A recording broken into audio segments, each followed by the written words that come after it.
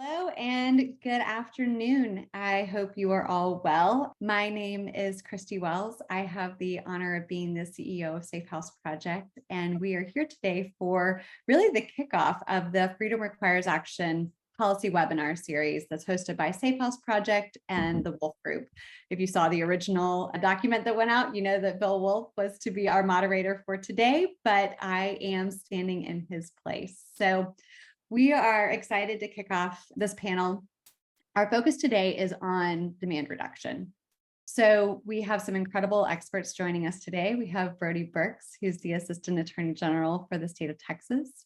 We have Michael Shelby, who is the Senior Advisor on Research and Policy at the National Center on Sexual Exploitation, and Dr. Stephanie Powell, who is the Vice President and Director of Law Enforcement Training and Survivor Services at the National Center on Sexual Exploitation.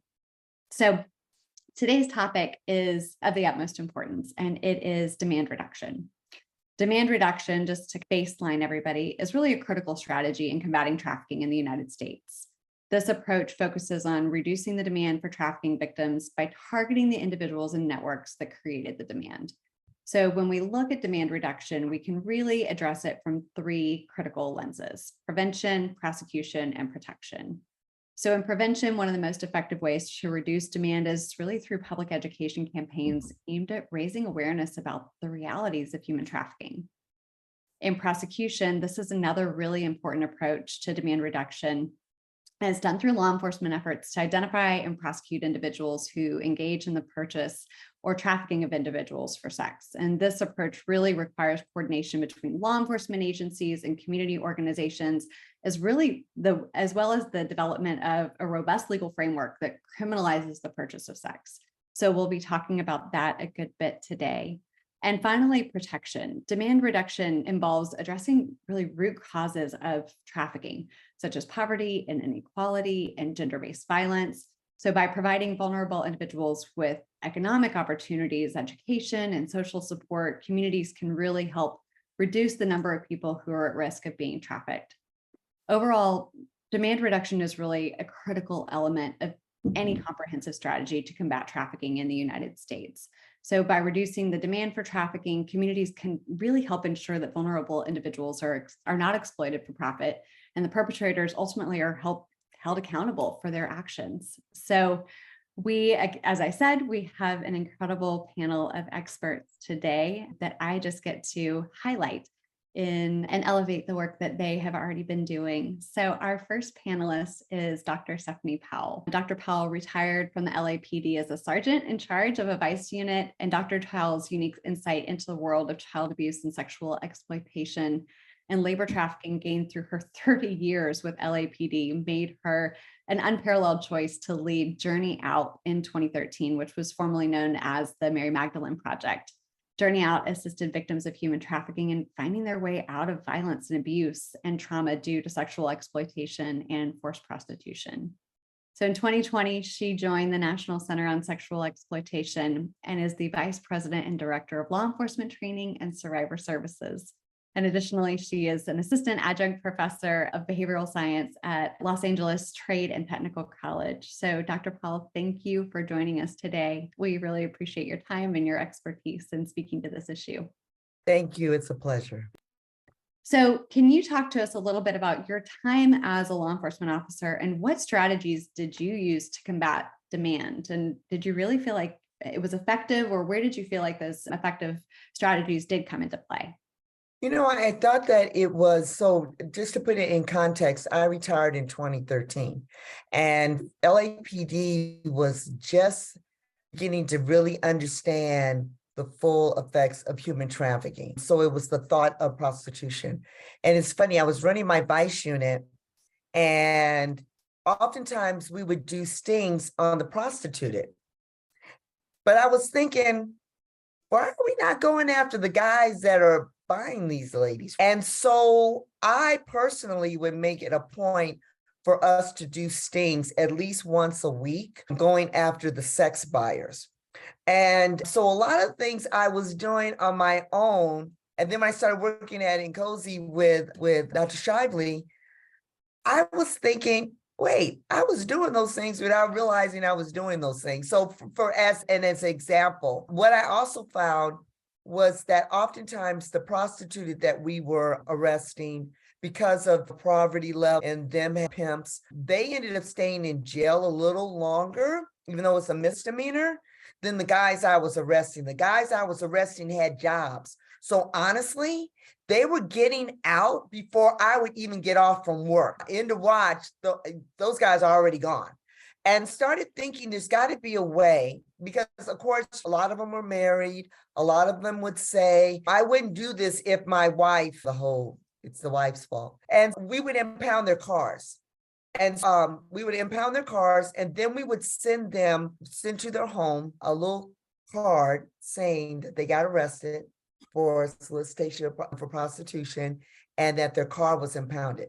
I made sure that it was on a postcard and not in an envelope, so that if it went to the wrong address, God forbid, and the neighbor got it, or if the wife got it, and if none of that happened, the angst of the guy seeing it, of all the possibilities of who could have seen it. So I think that, and I know Mike will talk about this later on, all of the things that law enforcement can do, I think would work. The bottom line is attention has to be shifted to the buyer. So we didn't have anybody buying, we wouldn't have people being bought. And so I think that law enforcement is good in terms of creativity and thinking out of the box. And so I go around the country really encouraging them to think outside of the box and focus on sex buyers.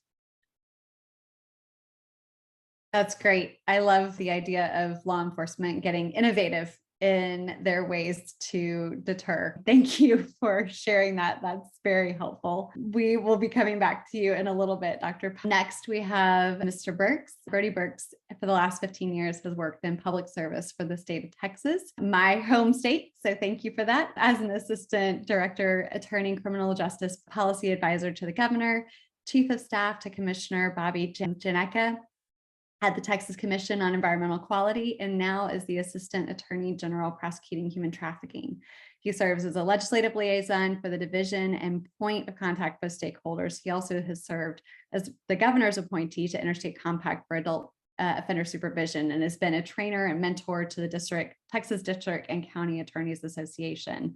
So you have made significant strides and advances in legislative efforts across Texas. Can you talk about the Texas AG's office approach, which has been pretty aggressive to trying to combat demand, and talk about maybe some of those innovative approaches you all have taken on?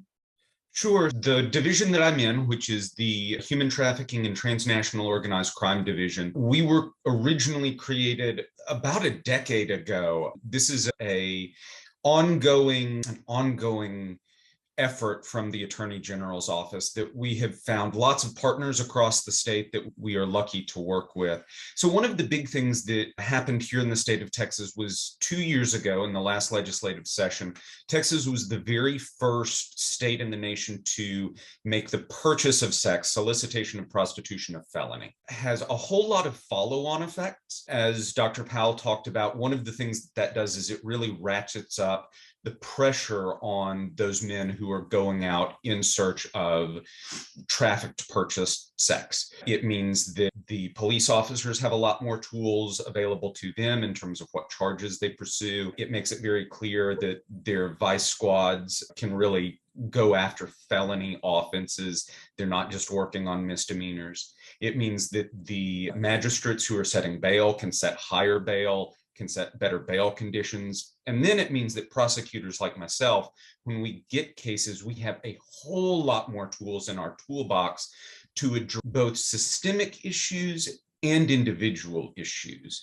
And I want to talk about those individual issues and some of the ways that we can combat that later. But on that systemic level, it lets us, one, send a message to the community when we start that we have sentenced someone to prison for commercial sexual solicitation. And the other thing that it lets us do is it lets us show our survivors that we are going after the people who are trafficking them. So it gives us a whole lot of tools that a fairly small change in the law, all things considered, really lets us go after that harm reduction, go after demand reduction, and make sure that we're doing a better job there.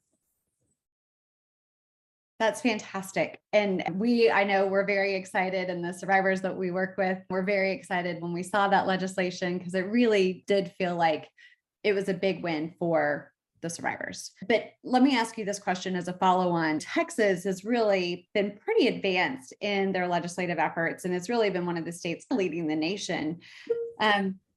So did you feel like taking that step, because you mentioned it was a relatively small tweak in language, do you feel like that's something that really any state at any stage of the game in their legislative response to trafficking could take? Or do you feel like they have to build a better framework to get to the point to have the rest of the infrastructure in place to support that approach? So some of it, I think, is not necessarily building a legal framework. Like I said, that was fairly simple. That was a pretty small change in Texas law. The bill itself fit on a single page. And anytime that you can pass a bill that is one page long in the state of Texas, that's a win for everybody. So I think that's really possible. But what enabled that was our legislative partners. We had legislative partners in both the Texas House and Texas Senate who had been working on this issue for session after session. And when we went to them with that change, they understood why we were asking for it, what the importance was, what we could do with it, and really worked very hard to get it pushed through for us. So it was building that relationship over the course of sessions that then let a fairly small legislative change make a huge difference in the landscape of what we were able to do. That's fantastic. So I'm going to guess I know the answer to the question, but I'll ask it anyways. So what would be, because we do have a lot of folks who work in different legislative offices, state and federal across the nation, that are joining today. So what would be your advice to maybe some of those states that are considering passing something like this? Sure. I think one of the things that you really have to do is you have to take this integrated approach with who you're speaking to, because this wasn't just the Texas Attorney General pushing this issue, but it was something that we worked with the district and county, our line prosecutors in all 254 counties. It was something that we worked with our survivor groups, something that we worked with advocacy groups. And it, even though, again, one page bill, it took a while to get right. So that then when we went to our real advocates in those legislative bodies, we could go as a group. We could go with everyone from the people who had been involved as having been trafficked, to the people that were prosecuting it, to the people who were trying to help set policy and say, this will help. So listen to what those broad coalitions are bringing you, because if you have groups like that all on the same page, there's a reason that they have done that. And I guarantee you they have done more work behind the scenes than anyone could ever imagine to get to that point of all agreeing on the issue, because that doesn't happen a lot. But when it does, it usually is a very high impact bill. That's fantastic. And what have, in your perspective, what's been the response in Texas now that legislation's been in place in regards to trafficking? Sure. So again, like I said, it's a collection of tools, and all of those follow-on effects that change from a Class A misdemeanor to a felony really gives you. One of the things that it's let us do, look across the spectrum of what prosecution offices are doing better or worse jobs at demand reduction and what tools they're developing. Texas has 254 counties, literally hundreds of prosecuting offices, all of whom have different ideas on how to take those tools and use them. So after a couple of years, we're able to look across the state and say, okay, these are approaches that are working, these are approaches that are not working. And that's not, there are no value judgments, again, offices that are trying things that aren't working, because we're all doing that. And it's that laboratory approach of, okay, what works, what doesn't, what can we do next? And so every legislative session, we get together with our task force groups and we look around at the lay of the land and say, how can we make what we have right now better? And again, sometimes it's really small tweaks. We're working on a few tweaks this session in terms of what contextual evidence can be brought in. And I think that will make a huge difference to our sexual assault survivors. Those are things that you just sort of incrementally work on it. And we've been very lucky to have good partners in doing that. That's great. We know that it takes a lot of groundwork to get to the point of passing something that is that impactful. So thank you for the work that has been done. Thank you for continuing to drive innovation in the legislative space. And maybe it's not even fully innovation, but having a lot of grit in the legislative space to get some things done that we know are going to make a significant impact. So we're appreciative. Next, I am excited to welcome, now it's Dr. correct? Dr. Michael Shelby. Mike is fine. Who is the Senior Advisor on Research and Policy at the National Center on Sexual Exploitation. His core objective throughout the last 30 years has applied research to help provide practitioners and policymakers and advocates with information and tools to support their efforts to prevent and respond to victimization of vulnerable populations. Since 2002, he's received continuous series of 8 federal grants, those are hard to get, to lead research on perpetration, victimization, and system responses to both survivors and offenders of human trafficking and sexual exploitation. His research on the consumer level demand that drives all sex trafficking includes a rigorous evaluation of a program designed to deter sex buyers. He founded and currently directs the Demand Forum, a website documenting demand reduction tactics used by more than 2,650 communities throughout the United States for the State Department's Office to Monitor and Combat Trafficking in Persons. And he assessed the evaluability of the Republic of Korea's John School program and the nationwide demand reduction initiatives. So he is truly one of our nation's foremost experts on this topic. He has led the charge. His research has shaped so much of what happens today. Michael, welcome.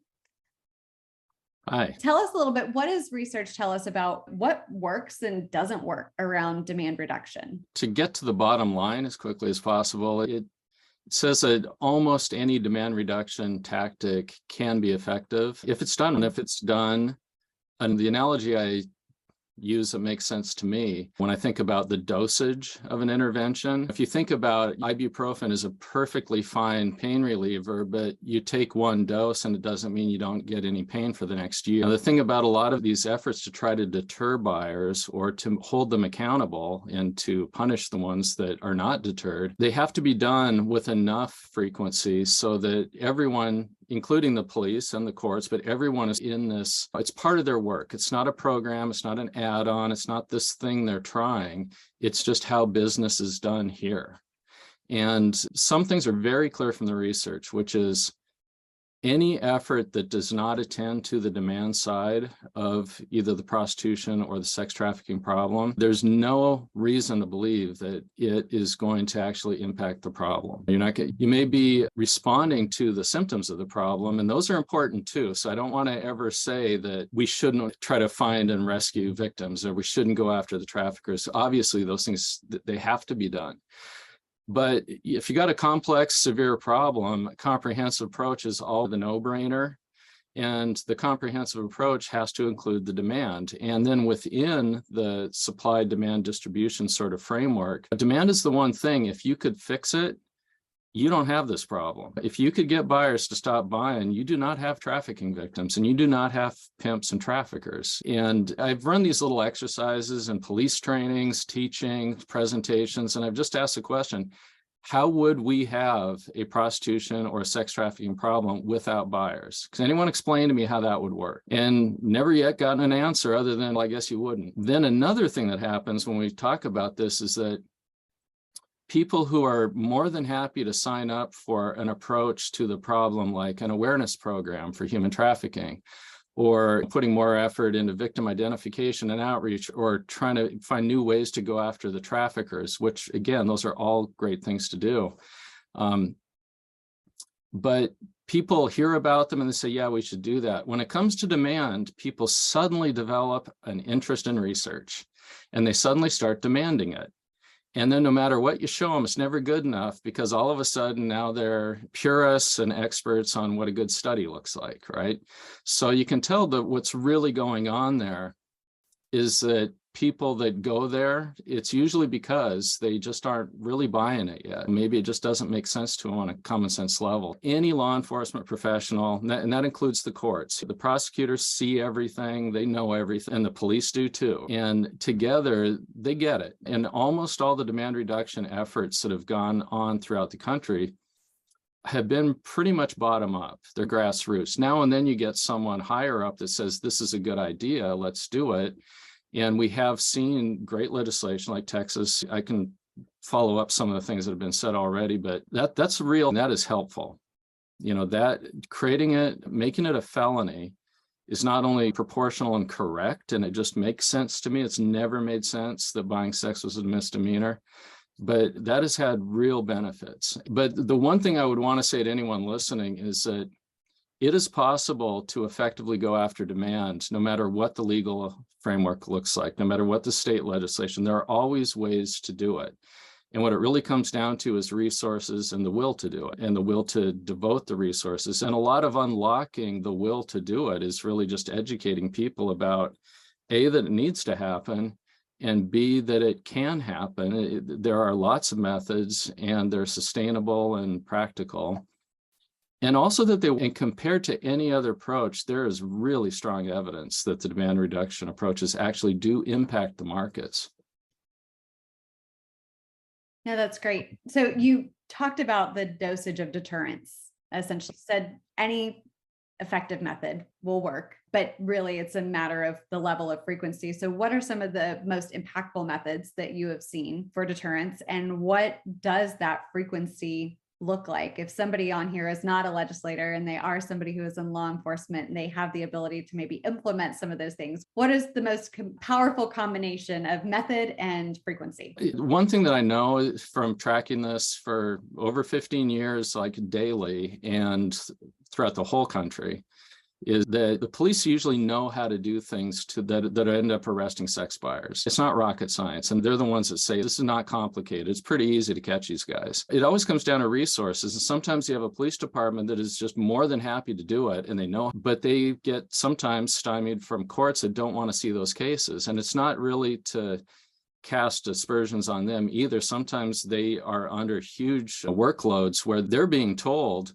not to take any misdemeanors. We don't have the bandwidth to focus on felonies. If you got sex buyers that are all misdemeanors, then the courts will say, we don't want to see those. And the police can't afford to just keep arresting people that are going to get thrown out of court. You really do need a combination of the courts and the police that both get it and both want to do it and have the resources to do it. There are web-based stings where they put ads online, which is more and more important as everything goes online. The real nice thing about the online stings is that it's opened up this possibility that really doesn't exist without them, which is to go after the men that are trying to buy children. If you put a 22-year-old policewoman and give her a fake ID, that can still get defended in court. It's, look, that was an adult my client actually approached. But online, they're very good. Police are very innovative when it comes to putting ads up that look legit.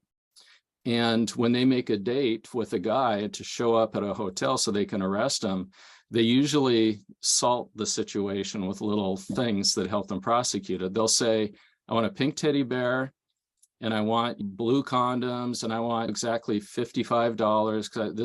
They load these things up. So when the guys show up at exactly the time and place, and they have all of those things with them, they're pretty much stuck. You got them. The police, they can arrest them. And then what happens after? And that's where the felony that Mr. Burke spoke about, that's the really important part. It really does open a lot of possibilities to do things afterwards. And I don't mean just punishing them harder. One thing we could talk about is one of the ways you can try to dissuade sex buyers is by affecting their employment. And we've been tracking, people that lose their jobs because cops, priests, teachers, anyone. Some of them just get terminated because it's conduct unbecoming. Some places have policies. Well, you can still avoid talking about your misdemeanor arrest in most places because you can. Now, if you got a felony arrest, you have to disclose that. And in a lot of employment areas, they have felonies as an automatic grounds for dismissal. So there's so many effects of when you start with a more serious charge right up front, it opens up a lot and you have a lot more leverage to try to do things with them. But the combination of arresting, not allowing them to hide. I don't want to call it shaming because that's really not the point, but it's really disclosing their identities, because what they crave more than anything is to make it go away and to hide it. You arrest them, you out them, and you educate them, because not all, but some really don't get it. And once they are told what is really happening, a lot of them do seem to be effective, and the research supports that. And then the other thing, so those are all kind of the guys that do it. The other thing is an upstream approach, which is more of a broad cultural thing, is to try to get to boys before they grow up to be men that think it's okay to buy sex. And that there's a lot of ways you can do that, but that's really looking upstream and not waiting till you have someone that's turned into a sex buyer. Can I add one thing to what Mike was saying? Absolutely. He's so humble, right? So he dismisses the Dr. Shively part, but he's done some amazing things. But I was going to say the other thing I think would be great for law enforcement is that whenever they do these things, I encourage them to say how many arrests were made of sex buyers, because what that does is it puts people on notice if they're thinking about it. Oh, okay. They are arresting for that, because for the most part, they think the only people that are getting arrested is the prostituted. So I equate it to a DUI checkpoint. How many times do they come out and say, we had this checkpoint at the intersection of walk and don't walk, and as a result of this, we arrested X amount of people? Well, that puts people on notice. I think that that same announcement should be done every time they are making arrests for sex buying. And then lastly, because I go across the country teaching law enforcement and motivating them to make these arrests, I always use the example of Texas. And the guys in the room, they laugh, and invariably somebody will say, ooh, they don't play in Texas. So I just want you to know that law enforcement is watching what you're doing in Texas, and they're liking it. And actually, Dr. Shively had everything he said is so good. And I want to unpack just one last thing there at the end, talking about arrests and then education that comes afterwards. And Dr. Powell talked about people that you arrest multiple times. And we know that we see this, especially when it's still a misdemeanor, where a man may be arrested one time and there are little to no consequences. And so you just move on. And you haven't addressed that specific person in any way. You have not addressed some of their underlying problems in thinking that are leading them to do this in the first place. And you have also not addressed the criminal behavior. And so moving that to a felony in Texas gives prosecutors so many tools to address both of those things. In some cases, it is most appropriate and you have the evidence and you can move forward on a TDCJ sentence and we can send them to prison by God. Or in some cases where you have that person where you can tell this is disordered thinking, having a felony that I, as a prosecutor, can put them on 10 years of probation, not a little probation, a lot of probation.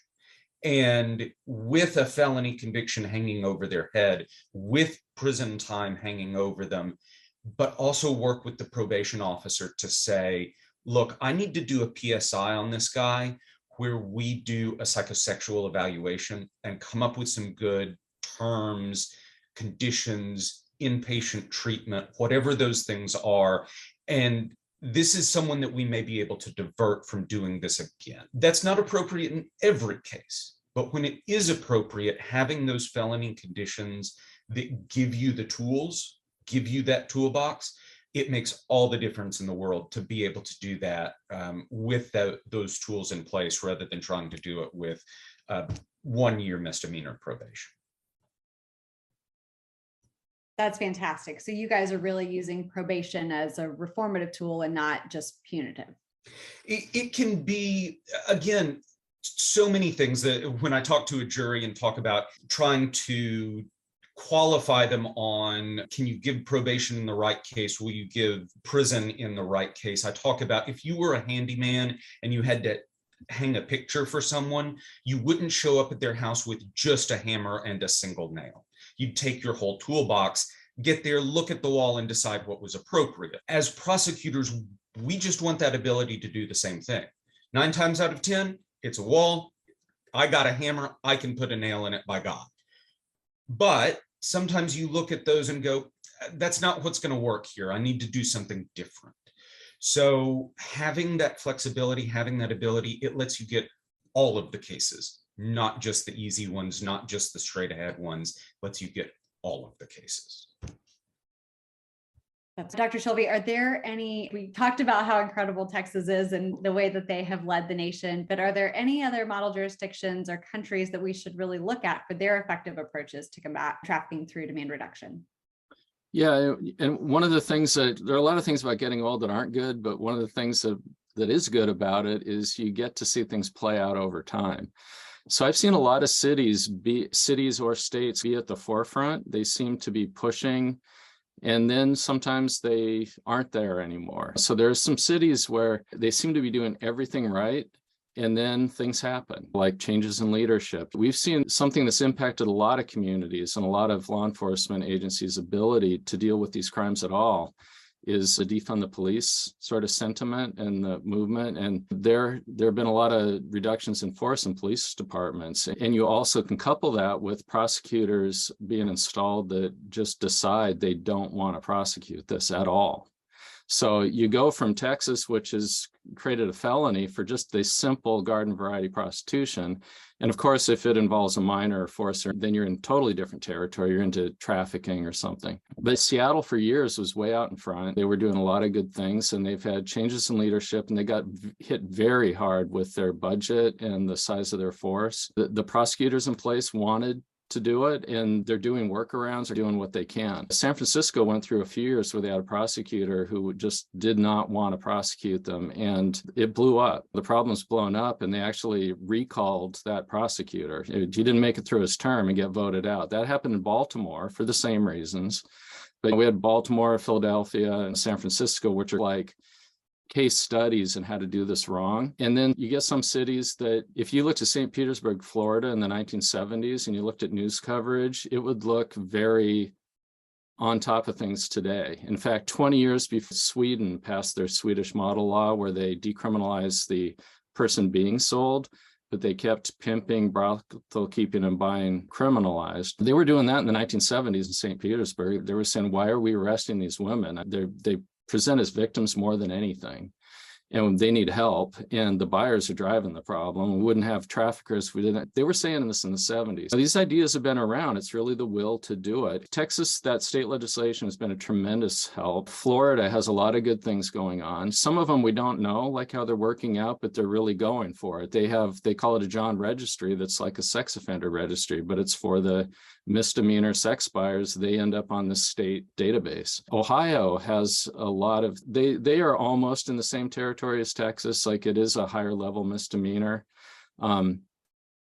So there are some states that are really moving forward.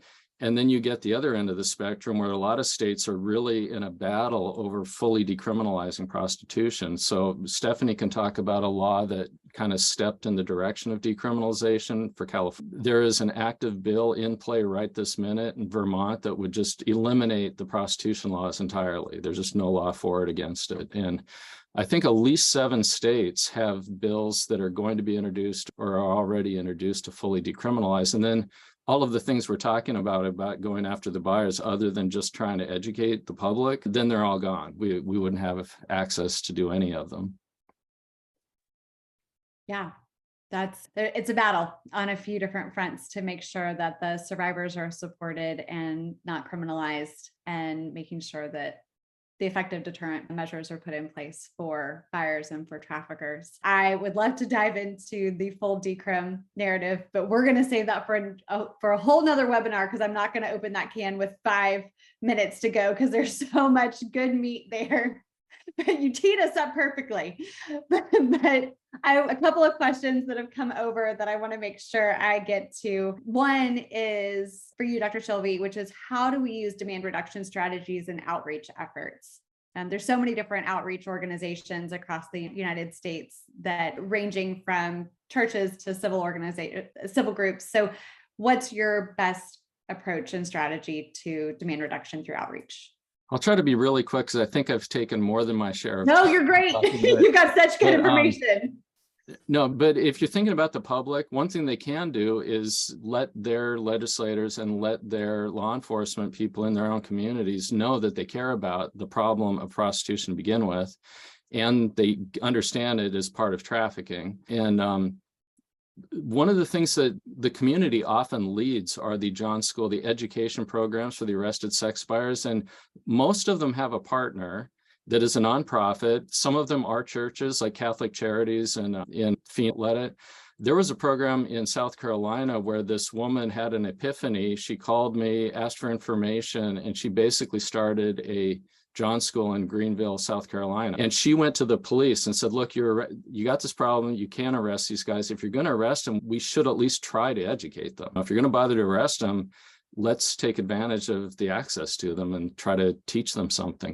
Those things are direct community involvement can go in there. And the other thing is a lot of cities do have these partnerships. There are several in California, but basically around the country, where if there's a visible prostitution problem, not the stuff hidden in hotels, but when it is street-based or there's a lot of activity, the people from the community often will do things like they fill out forms and give them to police, and this car is seen cruising the track and a woman got in, she got out, you've arrested her 9 times before for other things. So anyway, everyone knows what's going on here. It's obvious.